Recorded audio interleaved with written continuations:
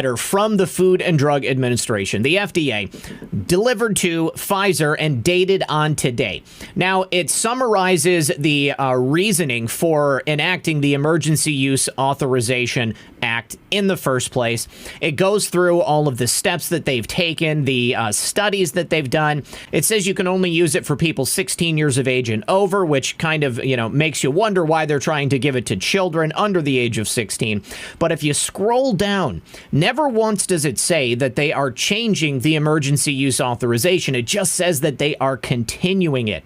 So this has not been approved by the FDA, despite what the Pentagon is saying, despite what Joe Biden is saying, and despite what I guess anybody else said, what I said earlier.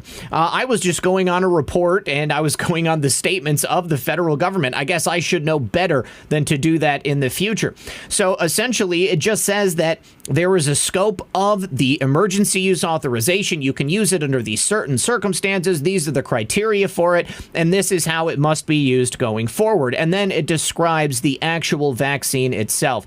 But if you go all the way to the end of the document here, and I believe it's about 10, 12 pages, not once does it ever say that they are giving it the full authorization of use by the Food and Drug Administration. This has not been approved. Nothing has changed. This is the exact same scenario we were in yesterday, and it's the exact same scenario we remain in tonight. So the federal government, once again, is lying to us. Lloyd Austin at the Department of Defense lying to us.